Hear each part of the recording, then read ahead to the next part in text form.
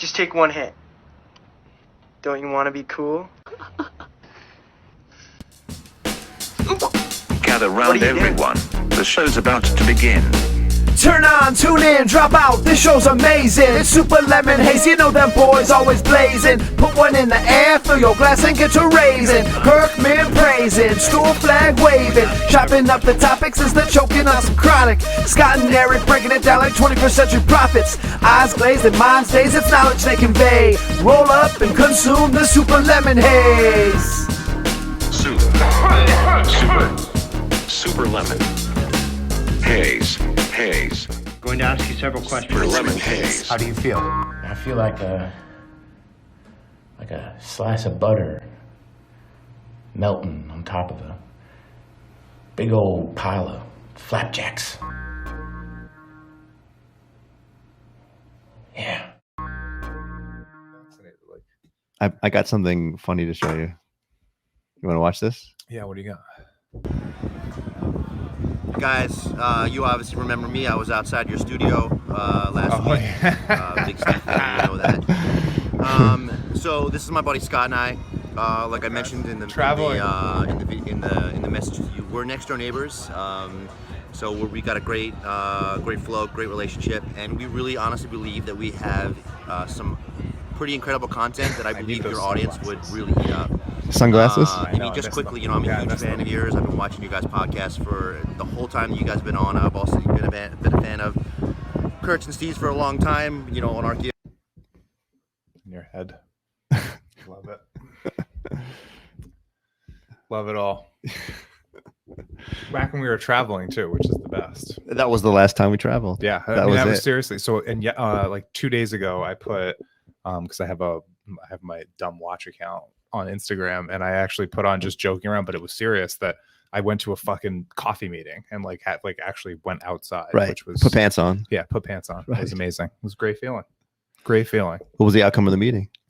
Oh, it was just meeting with one of my guys, one of the guys I work with. It wasn't anything special. Yeah. Oh, I got you. It wasn't anything cool. Like, still everything important has to still be done on Zoom. But yeah, I got a chance to meet with one of my guys and just hang out for a few minutes, which was nice to feel like a human. Yeah. I mean, I guess I haven't seen a coworker in like 13 months. So, I mean, other than running away to Maine, that was the only other, like in Maine, it was somewhat like more social and civil and like not martial law. But do you consider Massachusetts martial law? No, I'm just kidding. It's bad. It's much worse than Maine, but right. It was just, Maine was much more, obviously much more spread out, much more easygoing. And then even towards the end of the summer, we have we just got out of it and moved on, but had a little rental deal going on in that area too.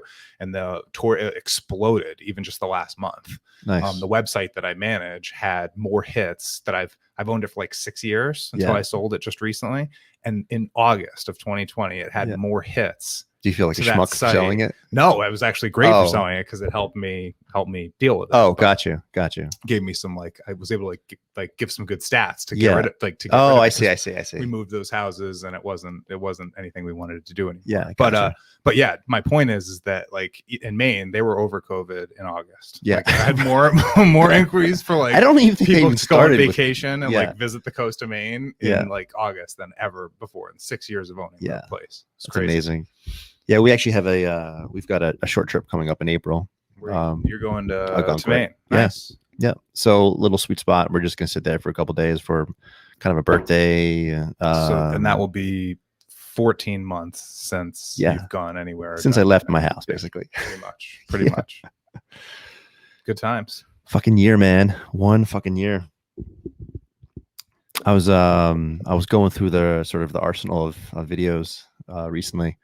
Because I don't really go on the our YouTube channel very much. I just I send the videos to Justin. He uploads them to the KMS site, and then I just upload it to our YouTube. But I don't really hang out there much. Yeah, you've already dealt with it enough as it is, I'm sure. Yeah. That's kind of like you get like these are all these exams. I feel like each episode we just kept learning and growing together, and then obviously I started doing some other stuff. But I feel like the video is just really. I don't know. It's great. It's great content. I mean, that was kind of your thing since day one was like the body of work. Yeah, we have a ton of good information out there. Yeah. And I've been able to use it and reference it plenty of times. Like, Right. yeah, check out my fucking podcast if you need some of this information. Check You this have out. you have a podcast? No, I've saved Matt check of it, and I talk about how Oh, your this podcast is my podcast. podcast. Right. But I can say like go to this and Yeah, look at this yeah. if you need to. Right. And then also I always give I always throw the blogs out there too. Yeah. Just I'm like read. Yeah, I mean, just read these. These are easy, and then you'll understand things. Yeah, those are I think those little stories that we told. Those I thought that was really awesome. We were going like 6 or 7 straight. I feel like, Well, and then that was one of the things that fell. For me, the biggest thing is like, so New York just got legalized, right? A ton of, in the year 2020, a ton of dispensaries in New Jersey started opening up, and the medical industry of New Jersey started to finally pop. Yeah. So I have a ton, and I'm from New York and that area. So I have a ton of friends and family and relatives in that area. And just talking through and using those examples for that whole new wave of people that are now experiencing and walking into dispensaries for the first time is crazy. Yeah.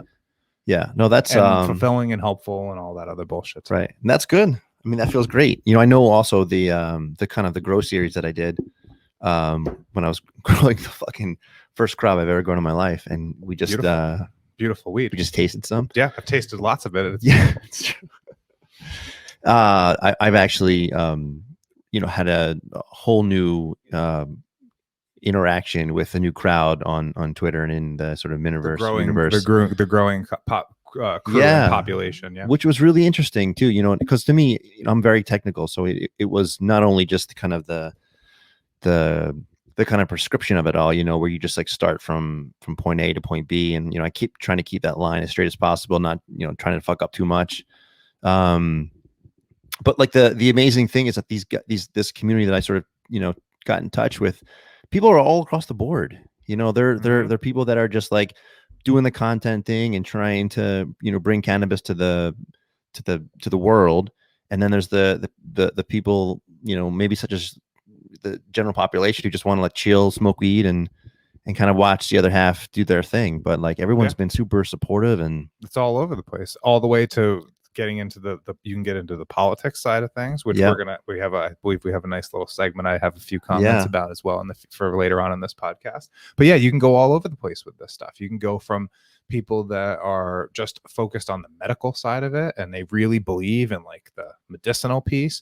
You got people that are only focused on folks that have been locked up for the last 30 years and that's a problem, and that how that whole end of the industry is. You can talk about big weed. I mean, I want to tell you about how these folks, I was gonna say these guys in Jersey, they're all smoking Cure Leaf. Oh gosh. Pens. Because that's the brand, the first wave of shit that can go into New Jersey and populate that industry. And that's big weed. So they go flying, that goes in there. It's funny, you mentioned that topic, but like that's a big part of the full spectrum. But a big part of the community that I connected with in the cannabis industry are some of these like smaller boutique kind of ideas or shops or brands. And, unfortunately they can't all carry the type of weed that they want to carry, they just, because a lot of these micro growers or people that have, in my mind, probably the best weed are unable to still get licenses in this state. You know what I mean? Because the fucking big gigantic companies are still in charge, and the price is only continuing to come down. So now you can get like I guess I'll drop their name, I could care less. Nantucket Nugs, the Nantucket Nugs line at Sierra, a quarter for $70. What was it before? I mean, you'd pay 55, 50 an eighth. So a quarter theoretically should be like 90 or 100 maybe, you know, and now you're getting a quarter for $70. That's unheard of. I mean, I used to pay back in the day before medical. I mean, I'd pay 120. Right. Or in the early medical days, you'd pay 120 for a quarter. It would just be 60 an eighth, 2/8, quarter. I mean, I guess, and that's the, and it's good weed. I mean, we're talking 22, 24%. A lot of times, and they say, "Oh, it's Nantucket Nug, so it's not pretty. It's not pretty." The I guess the neg on it is that it's not pretty. Right.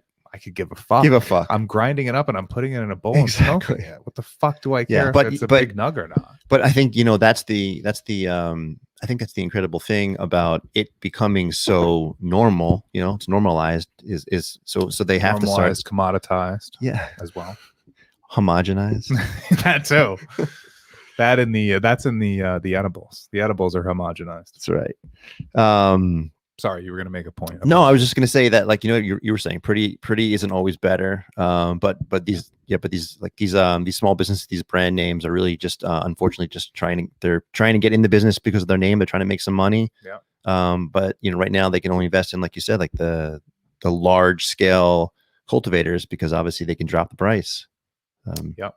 You got to make these things work for you, which means you can grow your own plants, right? Because that's completely legal. Yeah. In Massachusetts and in 30 other states, I have no idea. No, actually, some states I could care less about those That's states. right. I live in the right state. Yeah. Where we could have the product of something like this, which, I mean, it'll take a little bit of. Let me see if I can get it in there. Get it in there, but this is the Twisted Helix. I mean, I'm sure that the account's seen plenty of pictures, so they know. But yeah, it's but nice to. It's funny, it's you know. Nice to be able to. So obviously, you know, you have to deal with some. We have to deal with, like, you take the good with the bad. So you got the big weed, and you've got your cure leaves and your Syrahs and all these different what do we say, vertically integrated big marijuana, right? We talked Suppliers. about. So I mean, again, you got a ton of options. I see that as the positive, right? Yeah. And then you have these laws where, well, somebody like you or me, the biggest positive is basically accessibility. So now the accessibility and variety of treatment, essentially. Find what you like. Yeah. Where on earth were we ever before where you'd meet a random person in a parking lot and shove a bag of shit into your pocket, and not look at it for another hour until you got home, right? And then just hope it was okay, right? And now you go in and pick what kind of high, like customize, design your high, pretty awesome. And so just bringing it back also to the last year, but you know, some of the politics that we got involved in was the sort of the Shailene title ones. And I'm not sure, do you even know that she wasn't given another term? No, I did not know that. So I'm only gonna spend 2 seconds on this. So you know, that was kind of like, there was like the light period of our podcast, and then there was sort of this really dark period. But I think I came out on the light side, having finished the whole year with the grow. But that dark period, I just got like really depressed and deep into that sort of, you know, Massachusetts, you know, cannabis fucking corruption shit. And I just kept digging myself deeper and deeper and deeper until, you know, I basically had to take a break from the fucking thing. I just had to put the mic down, and like I was like, fuck, I can't do this anymore. I put the Twitter shit away. You know, I was like getting like just so fucking anxious and upset about it. And these are all the things that people like Chief said, like guys that we talked to that were cool. They said these things. They're like, this sucks. Right. Like, welcome to the bullshit. Yeah. But I think what it points out, and what I've always just been, why I was averse to talking about it, and why I don't care, and why I don't want to get into it as much. Like, I'm willing, like, not that I guess don't care is the wrong thing to say, because I do care, but I can't keep going on about it, because I go to that place even faster than you do. Is that it's all just a big fucking hypocrisy. Everybody's just along for the ride. They're creating jobs for themselves, getting themselves paid, and however which way they go. Right. And I mean, and a great example is that article that you sent me today of the Biden administration firing five people over firing five people because they answered the wrong way over a new questionnaire for the new administration on marijuana. And they basically were honest about, well, his whole campaign was about legalization on a federal level. And then today the statement, millions of people voted for him for that. And then yesterday the issued statement from the press secretary is, this is federal. Sorry, this is basically, you know, I'm paraphrasing shittily, but this is federal shit. Get out of here. Like, get out of our faces with this. This is a federal thing. Marijuana is federally illegal. Which I think was almost a scapegoat, though. You know, there should be. He's basically avoiding the question. I mean, it's terrible. It's so un-American. It's sad because number one, these people were working already. It's not like, I'm sure they had families or kids or rents or mortgages or whatever. It's not like these people were applying or saying like, you should hire me, and we're like, hey, or listen, we're gonna change, and they're like, hey, we're gonna change our policy, like this, just sorry, we don't align, like this is different. These people were working. They're already working. They're White House staffers. They're just Right. there working, doing Right, something. they got a fucking badge. They got health insurance. Right. Like is the Biden administration going to tell us if any of them are minorities? Yeah. I don't know. Is that going never. to get brought up? Yeah. Did we just fire 5? I don't know. Right. Were they janitors? Right. What kind of staffers were they? Right. I just think that is so un-American and horrible. And it was because they answered honestly on this questionnaire. Yeah. And now I'm also reading that there's like another couple dozen that are being still reviewed. Yeah. Because of questionable answers that they've given in the past. Right. Yeah. Why were they? So if there was such a problem, and then there was some link to, well, there was other issues with their background checks. Right. How were they hired to the White House to work in the White House if there was an issue with their background? Yeah. No, they're clearly. It sounds like they've indicated that they may have smoked marijuana in the past. 100%. And I mean, and the most amazing thing, and this is what people keep bringing up, is, I mean, his number 2 in charge is Kamala Harris, right? Which is just the biggest hypocrite in the world. Like, I mean, absolutely pretends to look out for minorities and underserved populations, and does not give a shit. And fully admitted smoking weed, and also has admitted to smoking weed, but fully has been on the wrong side of putting people in jail for drug offenses, for simple marijuana crimes and drug offenses, and not for nothing. I was listening to these guys on the Innocence Project recently. Yeah, I don't know about that. What's the Innocence Project? The Innocence Project is the #1, like the biggest organization, nonprofit organization for getting people, convicted felons, out of jail and off of whatever they were convicted for science and DNA, using science, only science and DNA, which is developed technology over the last 20 years or so. So a lot of cases they're working on are cases from the 80s and 90s, murder cases of young men that were convicted of something, and there's clear cut DNA proof, evidence, proof, stuff that they're submitting, and it's just a matter of, will you review this highest court of whatever state? She is listed. I was listening to them on this. I was actually on the Joe Rogan podcast, but it's a while back. It's from like early 2020. And they were talking about Kamala Harris just as a potential candidate. And in the time, they're just saying she could be a big player, or maybe even vice president or president at the time, because she was just in the mix.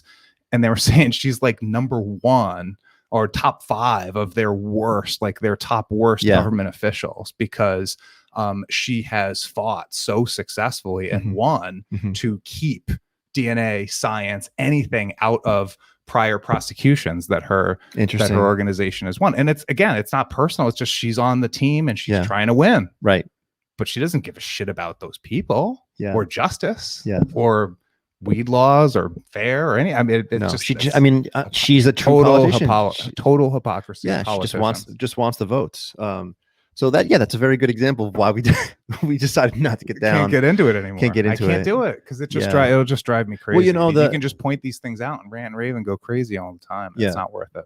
Well, the remedy for me into kind of digging myself out of that like dark, deep hole that I got into was getting into the Grow series. I think that really therapeutic too. Yeah, I mean that was like it was a project. I love projects.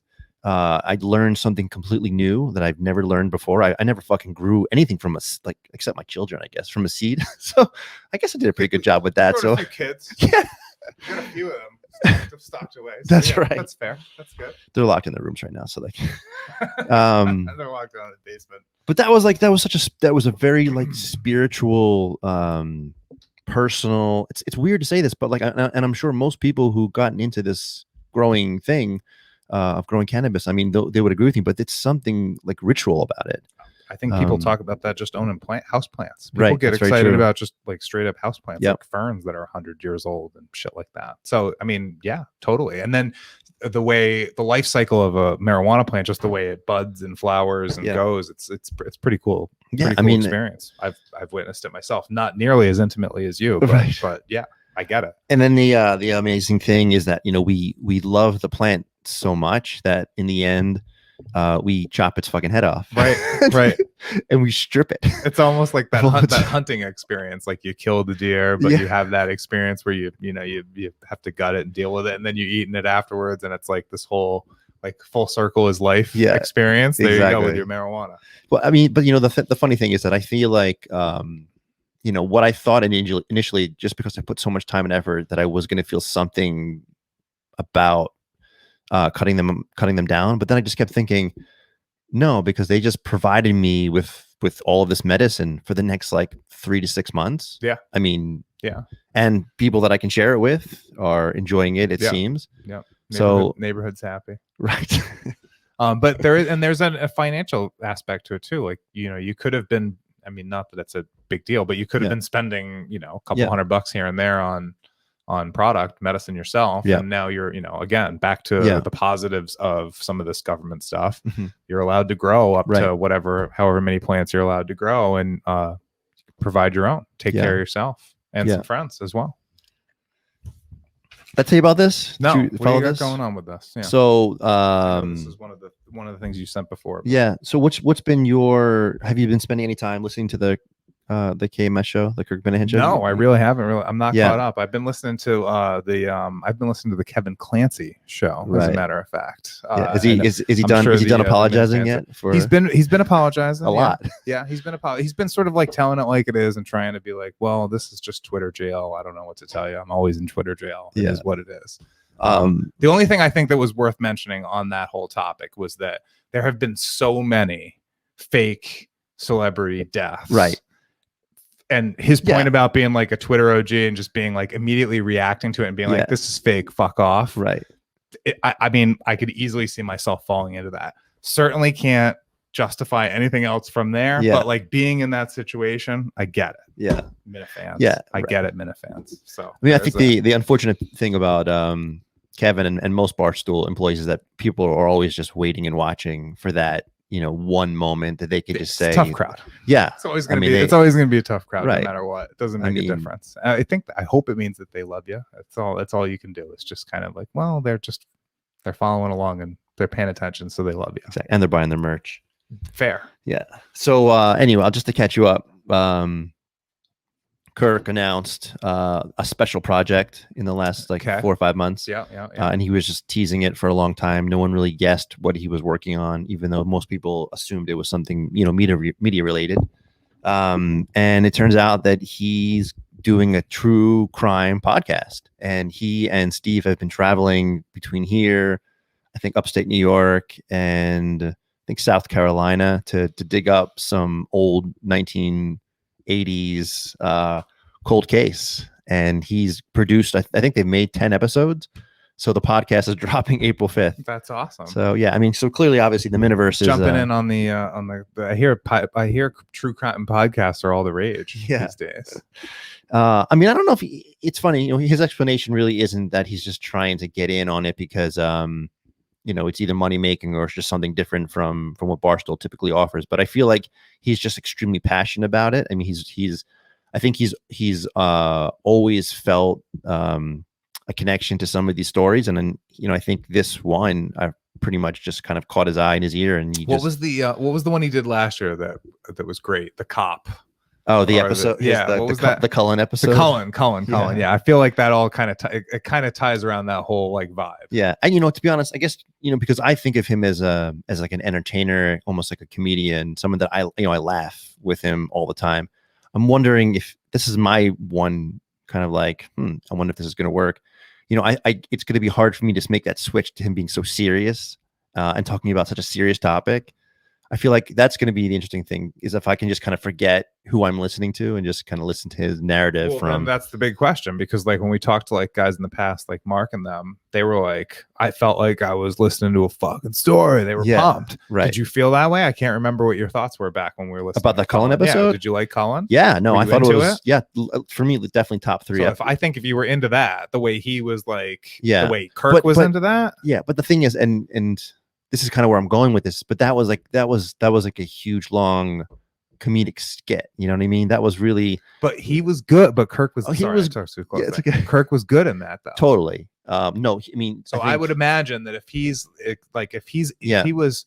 I guess what I'm saying is, my point is that if he was as into that as he was, my guess is something like this, like a cold case podcast. He's gonna be. He's a fucking nerd about that stuff. Obviously. Totally. Right? actually, I think what I'm most interested in is, what you don't really get much of is Kirk interviewing people.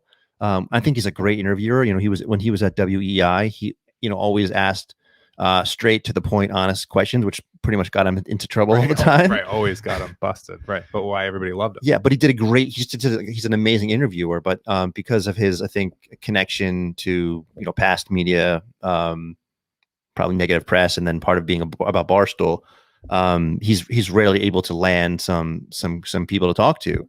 And so I think that's why I'm actually really interested in this podcast of his, because I think it'll be that, I know it's Kirk doing his thing, but he's in that interview mode the whole time, talking about something. He's going to he's going to ask crazy questions. Right. He's going to have a take, and he's going to fucking go at people, guaranteed, which is cool. So I'm psyched. I put that up there, to support. They just dropped the trailer today, so just wanted to support the crew, the family. Yeah. And the podcast. So do you think he's going to be? Do you think? I guess.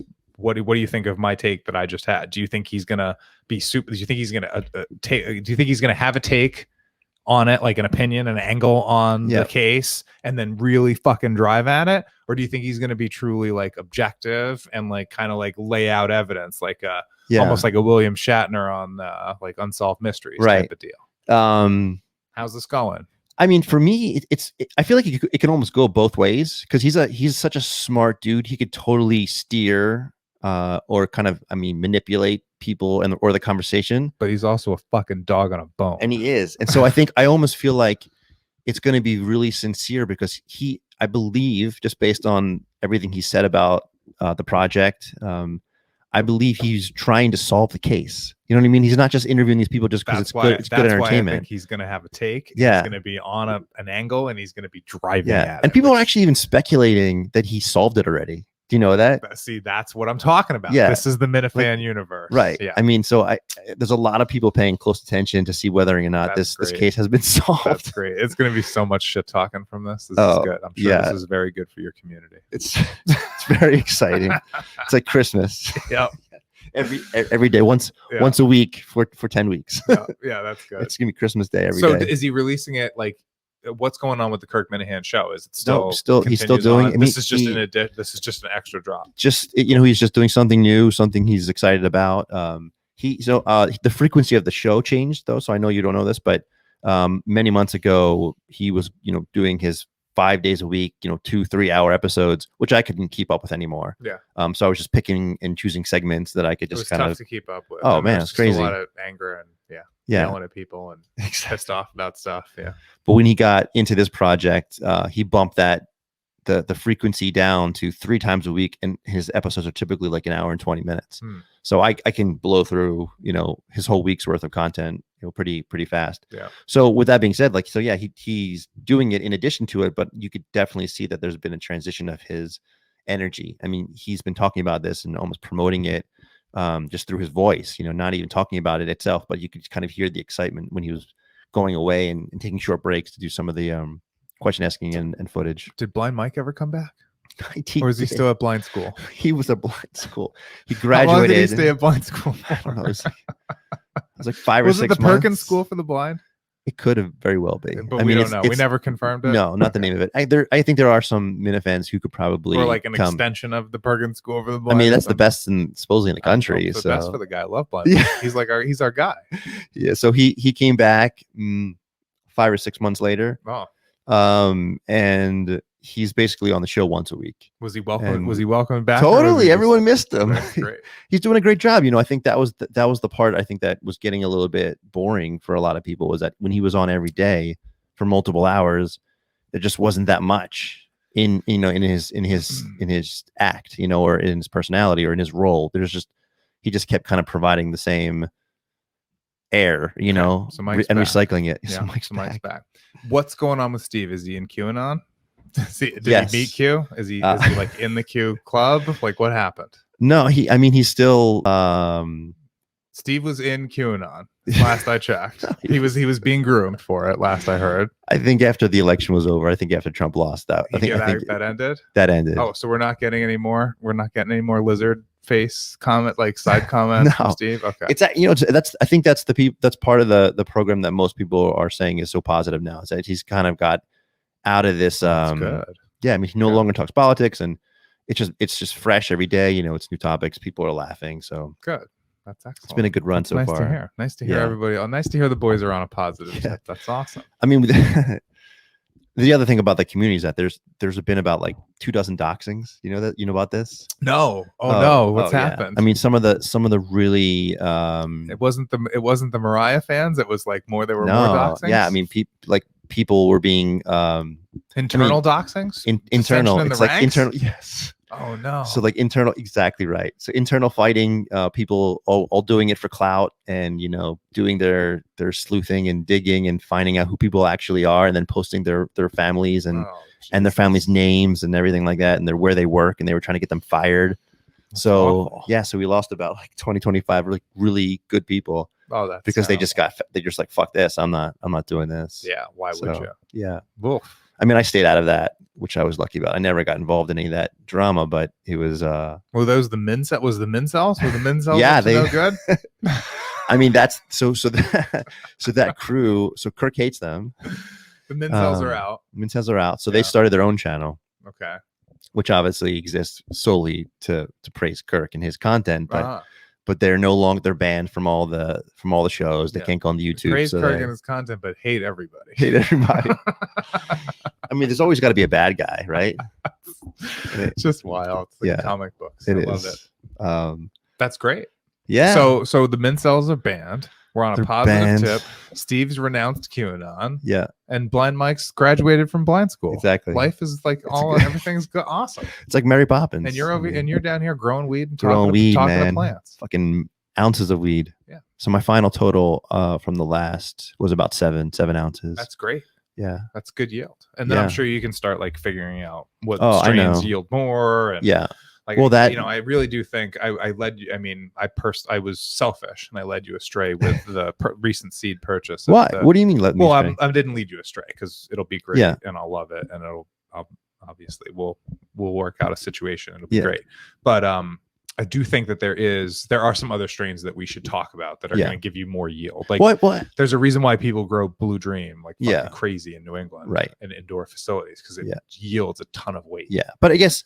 You know, the funny thing is, like I wonder, is the yield really what we're looking for? You know what I mean? Like, I guess for me, even though I only pulled about an ounce from three of the bushes, and then I pulled almost 4 from the Maltesers from the sativa. I don't know if I would want 4 of those Maltesers. As much as I love the weed, I mean, there's a lot of other factors. They're huge, so I would have to invest in larger tents, right? I would have to obviously work on more of the nutrient stuff, because that was the thing about the Maltesers, was that I was feeding that thing every fucking day, like every day. Where the other 3 plants, they were growing much more wider than taller. They were never as thirsty, they were never as hungry.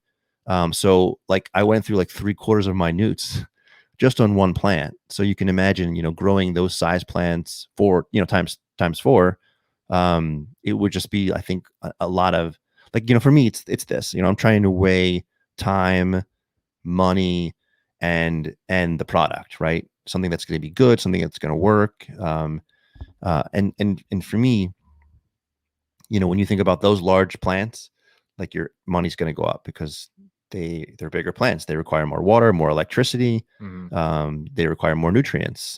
You might have to replace the soils more frequently. So there's the money piece, and then there's the time piece. Taking care of that large of a plant was much more difficult than the other 3. Even though that one Godberry fucking died like 10 times, that Maltesers was just I had to make it happier more frequently, if that makes any sense. More maintenance. Exactly. Yeah. My thought, if you have 4 plants, let's just take 4, and you have 25%, 25%. Yeah. As far as like space and resources are concerned, right? 4 quarters, 4 quadrants, or what have you. Yeah. if we have maybe 2 different strains of each, 2 and 2, and I know Blue Dream is a pretty good one, or Dream Lotus. Do you know about Purple Kush at all? Yeah, I mean, any Kushes also have pretty tough. Don't die fast. Yeah, Good yields, so those that sort of thing. Those seeds came free, so I got 4 Purple Right. Kush. So I was thinking about popping them. Right, and I think time. so. My point to all of this is that as you start experimenting with different strains and different seeds, I think that you're going to find that optimal time, like optimal balance of like work to be done and like watering and feeding versus how much space they take up versus how much they actually yield. And I think what you'll find is hopefully the idea was we find maybe a good high yielding sativa, and then I think you go with some sort of Blue Dream Lotus type hybrid or type strain, because that's going to give a great hybrid and it's going to yield you a bunch of product. I mean, but again, I know what you're saying. You don't want to just have weight. That's not the total goal. But. Right. I mean, the thing is that, I almost like, the 4, I mean, I don't think you've smelled the last one yet, but the 4 that I grew this time, they're so unique from one another. Yeah. I mean, there's definitely some like overlaps, but so far the 3, the Twisted Helix, the Godberry, and the Maltesers, they have all unique effects and flavor to them. You're going to see those grow, but you're going to see after you've done this, it might not be this one, it might not even be the next one, but like by the 4th or 5th run, you're going to see these patterns of grow patterns, and you're going to be like, all right, I know how this one's growing. I know what this one needs. This one's going to be a pain in the ass. Right. And then you can start figuring out like, all right, so we don't want to fuck with that one anymore. Right. Like that one's annoying. Yeah. Like, well, see, but the crazy thing is that like you go on these seed bank websites and they have like 100 strains, right? So I mean, I'm wondering. I mean, I think this will be that certain group. They fall into groups. Yeah, like a bunch, like 30 of these are all deviations of this one kind of strain. They always tell you what's bred between. Yeah, thing, right? Exactly. But they all claim X amount. There's only so many different variations to like growth and feeding. Yeah, so that's whereas there's tons of different variations, stupid names and strains. Yeah, I mean, people online in the cannabis weed community, they always joke about terpenes and how like all of these companies are talking about terpenes, and everyone's like, they wish it can go back in time when it was just like the most challenging thing was whether it's sativa or indica, like and now it's like just grow the fucking thing. But they do, but I think there's only I'm guessing there's only like 4 or 5 different ways it grows. Like there's just patterns. Yeah, no, I think you're right. I mean, you can talk about fucking strains and all. Oh, it's this mother's blah blah blah, and it's a fucking cousin hybrid. Da, da, da. It's fine, but it still comes from the way this base plant grows. And these things only grow like 3 or 4 different ways. Like genetically speaking, they're like 99% the same exact fucking thing. Right. Like one's a little taller and leafier, and so that's a growth pattern. One's a little thicker and fatter, and that's a growth pattern. And then a couple of them yield a little different. Like there's a couple little variations, but it's not that as many as the strains are. So I'm thinking, we'll find a group of strain that we really like, and then fuck with those variations from there. But you're not growing through the goddamn ceiling, and they're also giving you maybe 10 ounces as opposed to 7 or 8. I think the biggest problem that I have right now is space. So I'm actually I'm working on it. I'm slowly doing some small projects here and there. Like for example, I showed you we just finished the attic, so that clears out like a third of the shit that's in that room. There or no? Oh, you're just gonna put stuff up there. Yeah, I'm just gonna exactly. No, I can't go in the attic. I mean, she would never let me do that. I'd be sleeping in the attic. Yeah, that wouldn't be working. No, and it's short up there too. You don't want water up. You want water down. Yeah, anyway. Basically, exactly. That's the tip for all you next gen growers. Water down, not water up. Right. You're such a dad. What the fuck was that? I got that one. It's a good one. No, but I'm clearing out the space, so I'm gonna. My goal is to have 4 tents, and I'm gonna have this goal soon. It's just gonna take me through the next couple months. Fucking aliens down there. Yeah, well, or at least I'm harvesting aliens. Yeah, it's gonna look like the alien. Yeah, because with the way with the grow lights and the LEDs, it's all glowing green. Alien eggs growing down there. So listen to me real quick. So in the front of the room, there's going to be that 3x3 tent that I have, which fits successfully 4 plants. 4 plants. And then behind it is going to be like a 2x2 or 2.5 by 2.5 tent. That's going to be my seedling. So basically, what I'm going to do is one tent's going to be seedling to early veg. Yeah, it's going to be this perpetual grow. So I'm going to have one tent that's going to have the seedlings to early veg, and then I'm going to move them into the next tent that I have where they'll blossom and flower, and then I'm going to put a tent behind them, so it'll be 1, 1, and then 2. That's awesome. And that's going to be the drying tent. That's awesome. Yeah, and I'm about 2/3 of the way there right now. So that's great. I know you'll flip out when you see it. I already bought, so I have I have the whole tent, the second tent set up.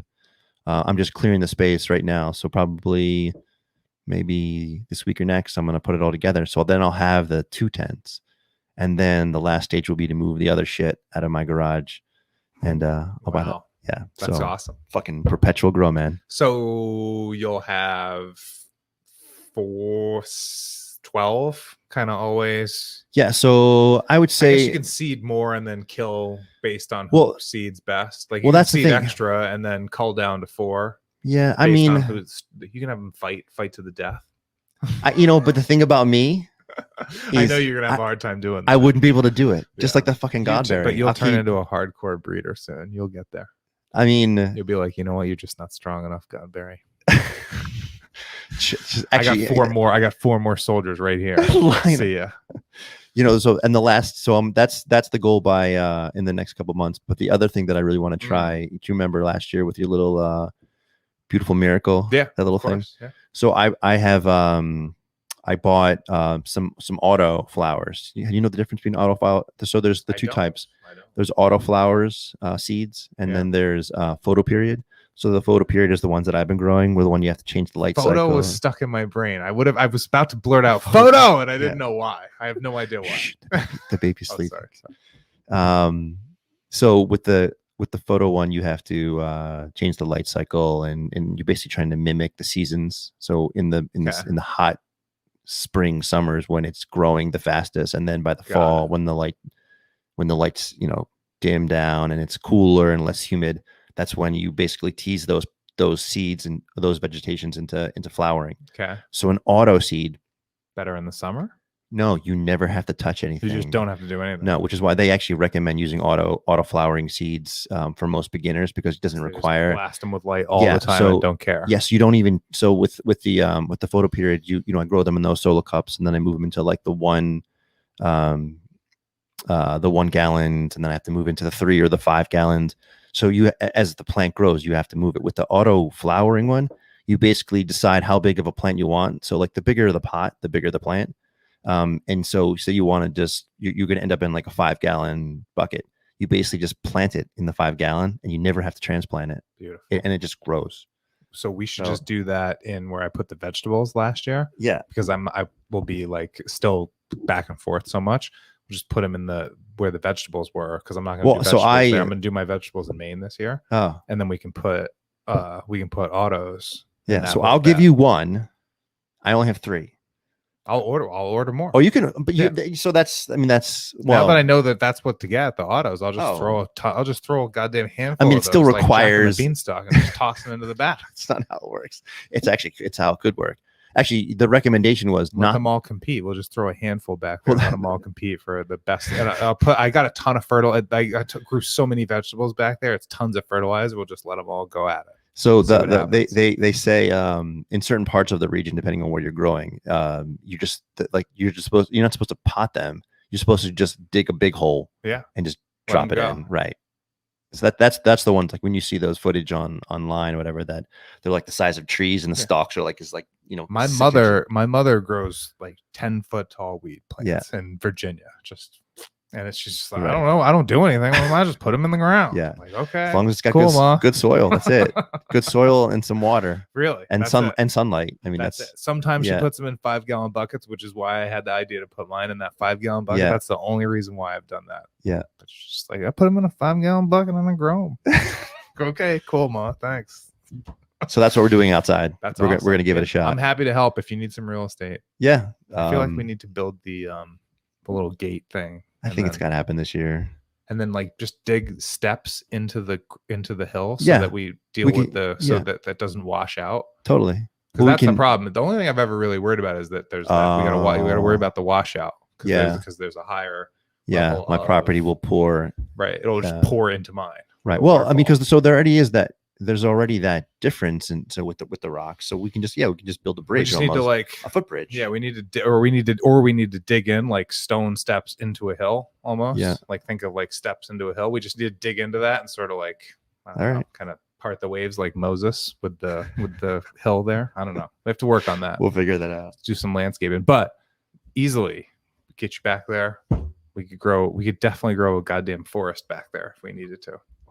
We'll grow our legally mandated 13 plants. Yeah, it's 12. Actually, no. Well, it's 12. 12 plants. No, it's 12 per household. So we can have 24. There you go. It just has to be. That's right. So it just has to be 12 and 12 though.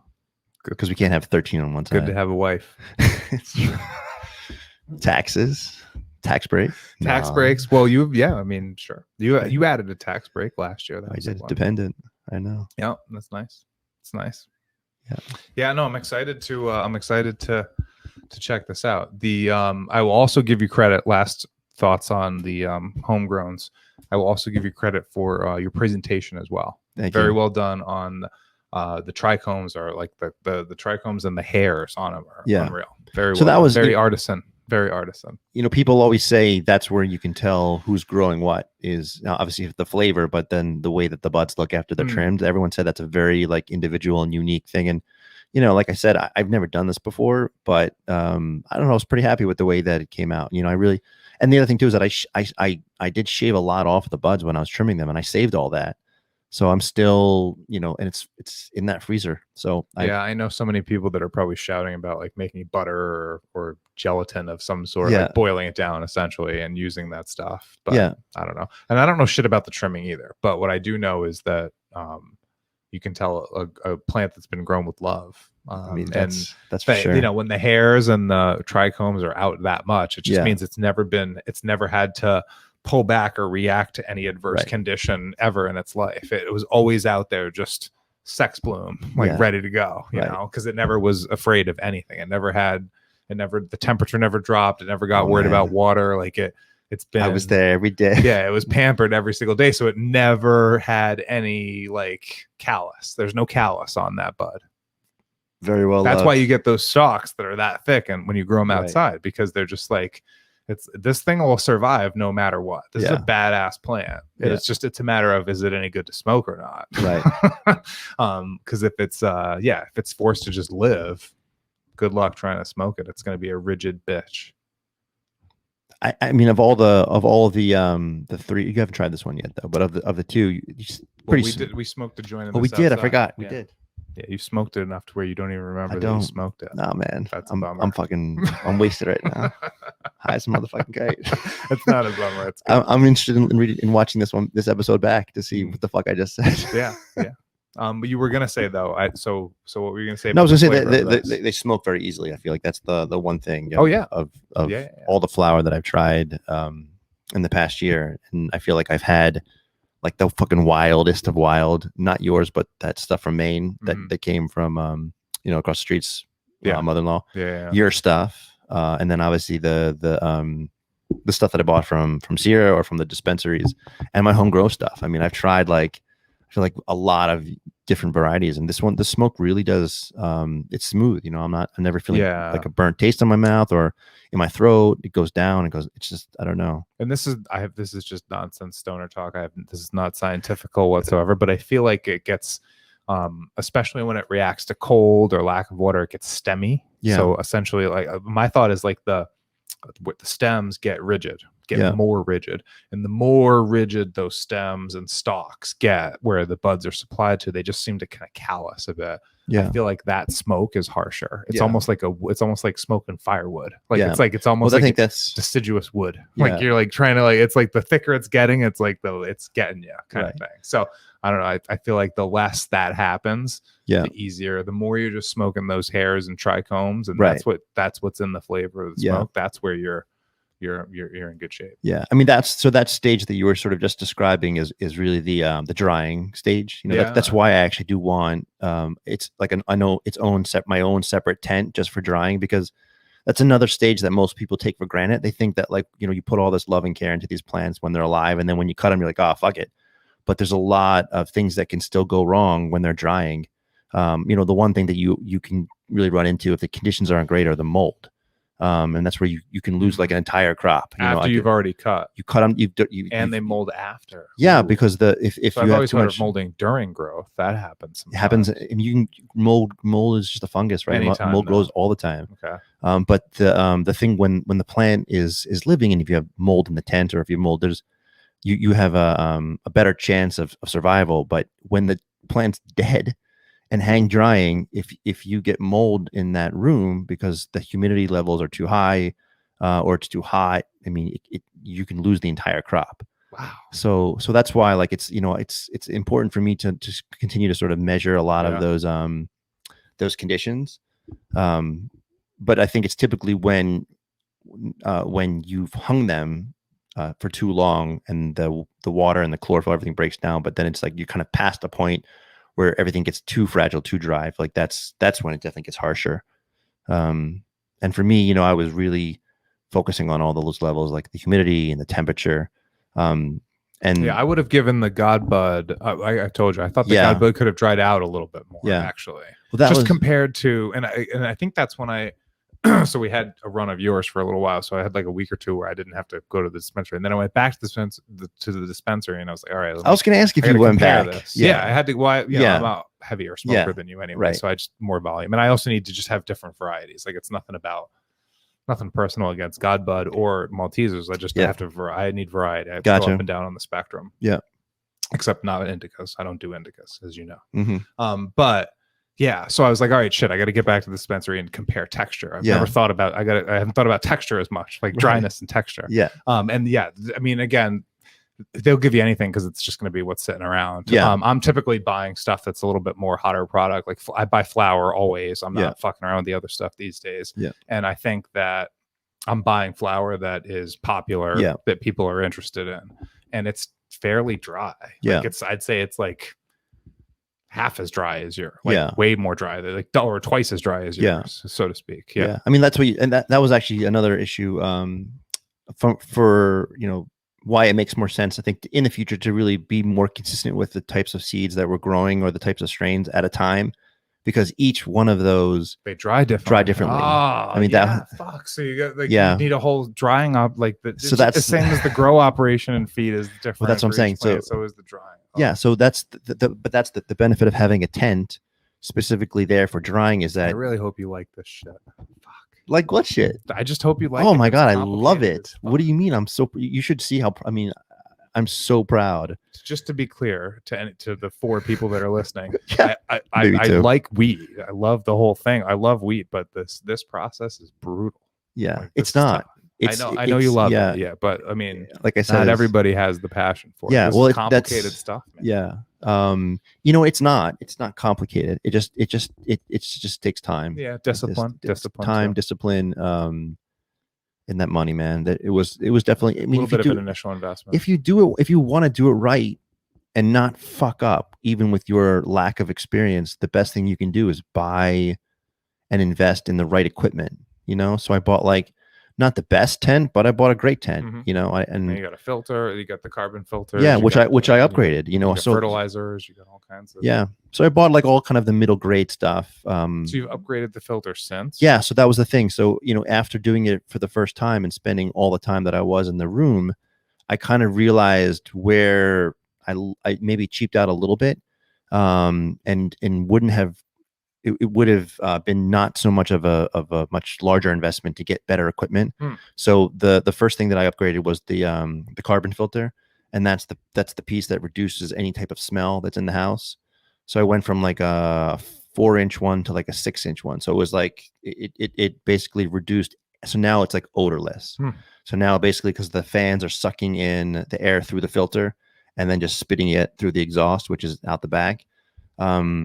Badass, the way, by the way. So with the excellent weaker use of window, basement window. So for the, I know. There's an episode on that. I was drilling that glass, made my own fucking modified my own shit. I MacGyvered that fucking thing. And you should see downstairs. I set up so I upgraded it again. So again, realizing that if I'm going to add an additional tent or two, it's going to be 3 times the amount of smell. So I figured if I just have one tent and I'm doing a good job with this equipment, I don't know if I'll be doing a great job, even if I add a second. If I add a third tent, I mean, I have to be doing an amazing job with exhaust system. Otherwise, like my wife won't let me keep it. You know what I mean? It'll be shut down. Right. You've got it right because it's going to be overpowering. So are you going to connect them with tubes to each tent? Oh, I already did it. You got to see it. I started the. So it's like a goddamn. It's like a goddamn factory with like the overhead tubes. Oh like, yeah. All going to. Oh, it's. I can't. Awesome. I can't wait to show you and show the community. That's but I've already built the initial stage of it. So. That's awesome. I know. I just needed the space, and now that I got the space, I'm gonna add the second tent. So the upgrade involved a more powerful fan. Yeah, more powerful circulation, more bigger fans, better blades, I'm sure. Yeah. But then, and actually, the one thing too that I was doing a lot of research on is like a lot of these fans and different type of exhaust things that you buy come with this like that cheap duct. Right, that ducting, that's just like that silver ducting that connects your dryer to the outside too, and that shit doesn't prevent anything. It's basically putting like a clear piece of like mesh.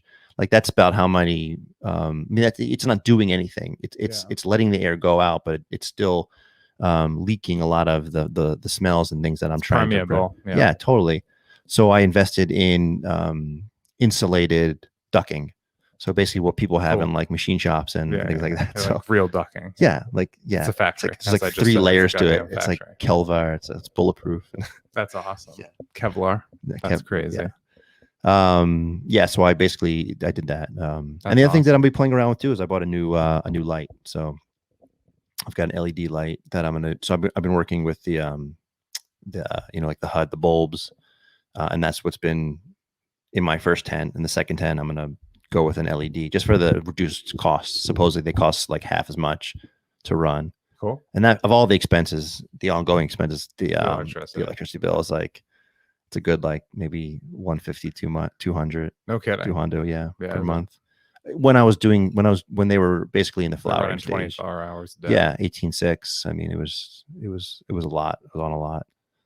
A lot of power just out of that. A lot of generated out of that. Just those bulbs, huh? Yeah, man. I think it's like a 300 watt light, which is crazy. Yeah, I mean, like, that's a lot. And my whole house isn't 300 watt. Like all the lamps I run. Right. We have like you got like what 10 maybe. I don't even. Yeah. Maybe 10 45 watt bulbs. Yeah. 400 500 watts. Exactly. Right? Yeah, it's like wait a minute. Right? Yeah, that makes sense. Yeah. So one bulb, it's like half the house. That's like if you're running a saltwater fish tank. Right. You have to like trying to recreate the fucking sun spectrum and you're in a fish like 100-gallon fish tank. That's also same thing. It'll just run those costs right up.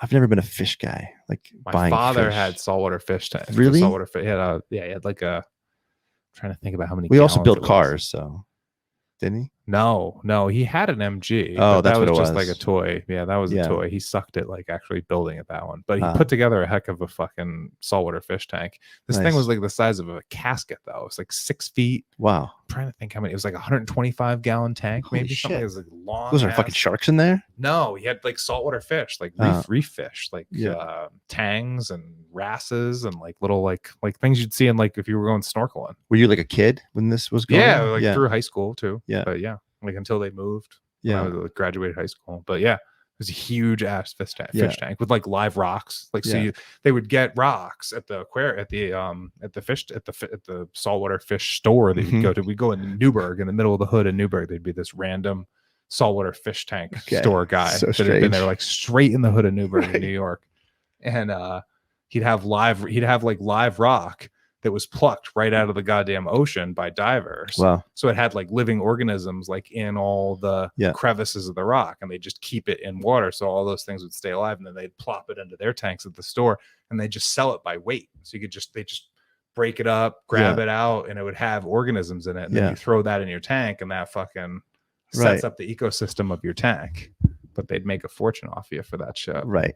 for crumbled up rock, sea rock. Yeah. So you'd spend, so like talk about creating ecosystems, Mhm. crazy. So you'd start with like salt and water and like a heater and a filter. Yeah. Run that for like 2 or 3 weeks. Yeah. Then throw some fucking rocks. Yeah. Now you're caring for rocks for like weeks Right. until those rocks start, like you can see the flowers and the little Yeah. things coming Oh, out yeah, of the yeah, yeah, rocks. yeah. And you're like, okay, now we can finally have fish in here. Yeah. And then you put a few fish and Yeah. hope for the best. It's Most of amazing. them die. Yeah. They do. Cost like 50, 60, 70 bucks Oh, a pop. shit. They fucking die. Because the environment's just not suitable to them. One little thing, just like the plants. Yeah. Like the pH is off by like Right. 2%. Yeah.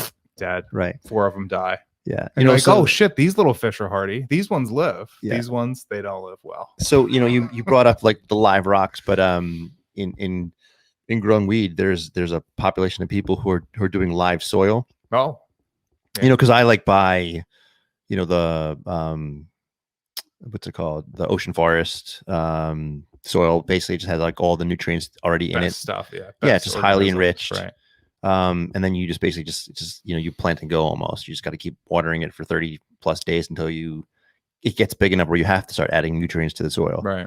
But people have gone as far as like, putting like live worms and so they basically are creating like a live soil environment, and they no longer have to buy soil, which is another added expense. So they basically just have this like huge bin of like living soil that's earth casting or earthworm castings and like all this shit that's like it starts replicating itself. basically it's like one of those fucking what's that pit where you yeah, it's like a what do you call it? What the fuck's that called? Justin just got rid of his. Yeah. Oh my god. Fuck's that called? I'm thinking about recycling. but Mulch, not mulch. It's not a mulch pit. God damn it. Holy shit. I'm so dumb. Fuck it. I'm gonna we all get know it what we're in a talking sec. about. Compost. Oh my god. It's So a that's compost pit. yeah, compost. So basically Right, that's like it starts like basically turning into its own little living ecosystem. exactly. Yeah, cool. Yeah. And supposedly those And that's like the plants best just, stuff you oh can yeah, get. that plants like eat that shit up. Yeah. I mean that's just like real life shit. Yeah, I don't same think I'm way. ever gonna get that. I mean, there's just things that I'll never want to do. That's It's one not of them. that deep. No.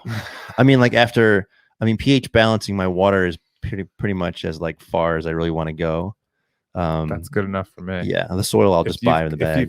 If you got 2 lemon plants and 2 blue dreams, I'm good. Yeah, I we're don't gonna really have, care we're gonna what have those mean. 4 Yeah, we're going 4 hazes. 4 Super hazes, lemon, crazy and lemon then hazes I'm gonna ones. try that purple kush. I think. Yeah, throw that in there. What the hell? Yeah, I mean, The purple kush is gonna be like long and coney, looking like a sativa, yeah, but it's not gonna be a Oh. sativa. yeah. It's gonna look like a sativa, but it's not gonna Right. be a sativa. That's my guess on the kush. All right. They get like long. They get a little leggy sometimes. But we'll see. So, you got much more to add? I got nothing else, brother. And No. we've done a good. We just did a good as usual. It's Like an hour. a good hour and so or so. As always. I think we'll do it again. Well, we have to talk. We'll have to talk about Kirk's wild ass Right, the case. podcast. I'll probably try to. I'll try to give that a listen. Maybe Yeah. we can reconvene on that. April And 5th. we have to do. And of course we'll talk about progress and taste of Right. lemon plants when that comes That's right. back around. Well, so the if I were to time it, we won't be smoking those until end of the summer. So end of August. Yeah, well, we'll have to. Maybe we can check in on some updates periodically. Yeah, that'll be fun. Good. All right, man. Good. All right, peace. Super lemon haze. Super Living Haze, motherfuckers. What is this? Is it over? We're running out of time. I don't want to hear your excuses! No, it's not fair. Where'd all the files go?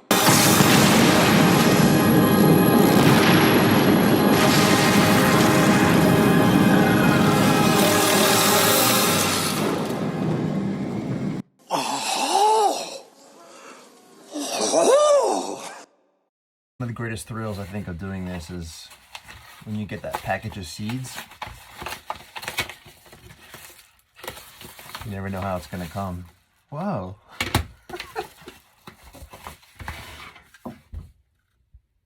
Tom Jones CD. Come on. What the fuck? Is that literally what this is?